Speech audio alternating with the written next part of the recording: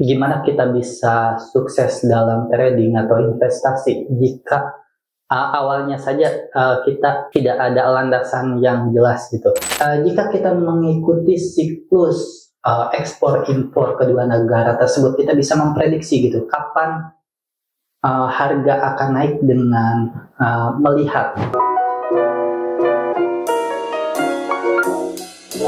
Oke, selamat pagi semuanya. Berjumpa lagi di Edukasian Class pelatihan Profit Internasional. Kali ini kita membahas tentang investasi atau rencana investasi atau investment plan. Jadi kita akan membahas lebih balik ke depan gitu. Jadi ini tahapan paling awal gitu. Jadi sebelum kita mulai melakukan trading, sebelum kita analisa chart dan sebagainya gitu. Jadi ini adalah yang paling awal. Jadi gimana kita bisa sukses dalam trading atau investasi jika awalnya saja kita tidak ada landasan yang jelas gitu. Maka dari itu sangat penting untuk kita melakukan trading plan atau investment plan sebelum kita melakukan trading atau investasi. Sebenarnya untuk saat ini saya lebih condong untuk membahas ke investment plan dibanding trading plan. Yang kita bahas adalah investment plan atau rencana investasi. Karena memang awalnya adalah investasi yang akan kita lakukan, jadi kita tidak khawatir untuk terjadinya penurunan harga di suatu aset, misalkan di saham atau di gold gitu. Kita tidak terlalu khawatir untuk terjadinya penurunan harga, karena pada saat kita sudah menganalisa dan memutuskan untuk entry, artinya kita punya alasan yang sangat kuat kenapa kita harus beli di saat itu atau di harga tersebut. Maka dari itu, jika pun harganya turun terlebih dahulu, maka kita masih bisa prediksi gitu ke depannya harga akan naik dan kita bisa tahan. Berbeda dengan trading yang kemungkinannya cuma ada dua, pada saat harganya turun kita cut loss atau kita biarkan dengan potensi untuk terjadinya margin call atau hilangnya semua harga kita. Ya, pada tahun 2024 tahun sekarang ini, jadi potensi untuk investasi atau trading di pasar forex itu semakin menjamur atau mungkin semakin populer ya di kalangan masyarakat. Jadi, dan memang potensi untuk kita bisa cuan atau kita bisa untung di dalam market itu memang sangat besar, karena masih hingga saat ini masih gitu untuk forex market itu adalah pasar yang paling aktif di dunia, dan per harinya itu bisa sampai 6,6 billion US dollar yang ditradingkan per harinya. Jadi nggak usah takut market sepi atau lesu atau bagaimana gitu, karena memang yang ditradingkan itu adalah file mata uang. Jadi tidak usah takut gitu, tidak ada stok atau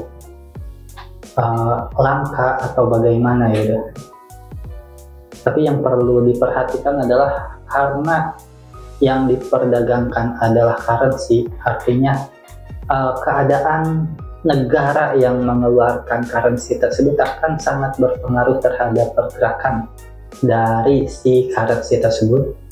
Jadi kita juga harus mengerti fundamental dari si negara tersebut. Apakah negara tersebut sedang sehat? Sedang sehat di sini maksudnya adalah perekonomiannya sedang bagus atau dia terlilit hutang dan hampir gagal bayar atau sebagainya gitu. Itu akan mempengaruhi untuk naik turunnya mata uang dari negara tersebut. Dan juga hubungan bilateral dari satu negara ke negara yang lain, itu yang harus kita pahami juga. Karena khususnya untuk currency yang commodity base. Commodity base itu apa? Jadi currency itu berdasarkan dari komoditi suatu negara.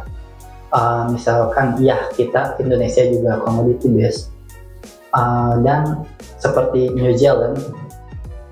Maka dari itu kenapa ada siklus antara kapan dia naik dan kapan dia turun, itu yang membentuk siklus misalkan GBP New Zealand ya, yang membuat siklus naik dan turunnya itu adalah komoditi dari Inggris dan New Zealand. Jadi pada saat Inggris impor ke New Zealand impor ke Inggris, itu membuat pergerakan naik turun mata uang tersebut, dan itu adalah opportunity untuk kita investasi di pasar forex. Kenapa saya bilang investasi, bukannya trading gitu, karena jika kita mengikuti siklus ekspor impor kedua negara tersebut, kita bisa memprediksi gitu kapan harga akan naik dengan melihat kapan Inggris akan mengimpor bahan makanan dari New Zealand dan kapan New Zealand akan mengimpor mineral dari Inggris. Di sana kita bisa mengetahui harga per GBP New Zealand itu akan naik atau turun, dan itu pasti memang akan naik turun gitu, karena memang dari kebijakan kedua negara tersebut, mereka punya kebijakan untuk saling ekspor impor. Jadi istilahnya adalah hubungan B2B antara kedua negara. Jadi mereka sudah ada perjanjian, jadi berapa US dollar yang harus dibeli oleh New Zealand dari Inggris, dan Inggris juga harus membeli barang dari New Zealand. Mereka sudah punya perjanjian seperti itu. Itu yang membuat hubungan ekonomi antara Inggris dan New Zealand, dan itu juga yang membuat pergerakan dari GBP New Zealand itu memiliki siklus naik turun yang bisa kita prediksi. Dan pada saat kita sudah entry, paling kita tunggu sampai harganya bergerak, dan itu biasanya ya 1 bulan sampai 3 bulan. Jadi kita tidak day trading, kita tidak swing, apalagi scalping, kita tidak. Ini lebih ke arah position trading. Jadi kita inapkan 1 bulan sampai 3 bulan. Maka dari itu penting untuk kita memilih akun trading kita. Dan mungkin beruntung buat teman-teman yang muslim gitu, karena setiap broker zaman sekarang pasti ada Islamic account yang free swipe. Jadi artinya tidak usah membayar bunga atau biaya inap dari broker tersebut, dan itu bisa kita manfaatkan untuk investasi di dalam forex. Jadi kita tidak usah takut untuk membayar bunga setiap malamnya gitu, setiap pergantian hari kita harus membayar bunga, kita tidak usah takut. Karena untuk free swipe account itu memang tidak di-charge swipe-nya. Dan selain berinvestasi di pair-pair yang berbasis komoditi, kita juga bisa melakukan carry trade. Berbeda dengan tadi yang kita mencari akun yang free swipe, kita justru menggunakan akun yang ada swipe-nya, jadi ada biaya inapnya. Kenapa seperti itu? Karena kita akan mencari pair yang memberikan swipe positif. Jadi biaya inap itu bukan cuma negatif ya, bukan negatif minus, tapi kadang ada juga yang memberikan positif. Salah satunya Japanese yen, pair Japanese yen seperti USD Japanese yen, atau mungkin yang lebih besar lagi AUD Japanese yen, Australian Dollar Japanese yen. Oke, yang selanjutnya adalah itu investasi forex. Jadi investasi forex sebenarnya hampir sama seperti saham. Jadi kita beli, kita tahan, dan kita lepas pada saat sudah profit. Tapi berbeda dengan trading jangka pendek, yang khususnya seperti scalping day trading dan juga swing, itu tidak bisa dibilang investasi, itu hanya trading. Investasi itu seperti kita menunggu sampai harganya itu memang sudah terlalu rendah untuk kita beli, dan kita tunggu sampai harganya naik baru kita lepas. Atau mungkin jika harganya sudah terlalu tinggi, maka kita jual untuk kita lepas di bawah. Kenapa jual pun kita bisa kategorikan sebagai investasi? Karena pada saat kita menjual suatu pair, sebenarnya kita membeli pair yang currency yang ada di belakangnya. Jadi kan ada base currency dan ada float currency. Jadi pada saat kita menjual, sebenarnya kita menjual base currency-nya dan membeli float currency-nya. Jadi base currency dan float currency itu seperti apa? Jadi misalkan seperti ini, ada Euro USD. Jadi base currency-nya adalah Euro dan float currency-nya itu USD. Jadi pada saat kita melakukan sell, artinya kita menjual Euro dan membeli USD. Jadi sama saja, kita beli USD, jadinya kita berinvestasi di pair USD meskipun kita sell bentuknya, tapi kita berinvestasi di mata uang Amerika, di USD pada saat kita sell Euro USD tersebut. Karena kita beranggapan jika mata uang Amerika itu akan menguat, makanya kita sell di Euro USD. Jadi intinya adalah pada saat kita sudah tahu, sudah menganalisa jika harga si USD ini akan naik, harga si USD ini sudah terlalu lama di bawah, dan perekonomian Amerika sudah mulai membaik, kita beranggapan jika harga USD ini akan naik, maka kita bisa sell Euro USD, yang artinya juga kita membeli USD, atau secara bahasa lainnya adalah kita berinvestasi di mata uangnya Amerika Serikat. Tapi balik lagi, jadi ini bukan jangka pendek, jadi ini karena untuk pergerakan yang besar itu dibutuhkan waktu 1 hingga 3 bulan.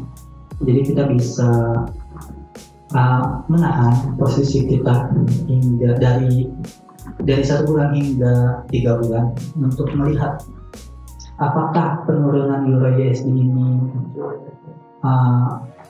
sudah cukup banyak untuk kita take profit atau tidak. Dan rata-ratanya sih untuk currency itu pergerakan per bulannya itu ya 3-4%. Jadi jika kita menargetkan untuk 3 bulan, paling tidak 12% dari pergerakannya hingga 12%. Jadi istilahnya jangan terlalu maruk juga.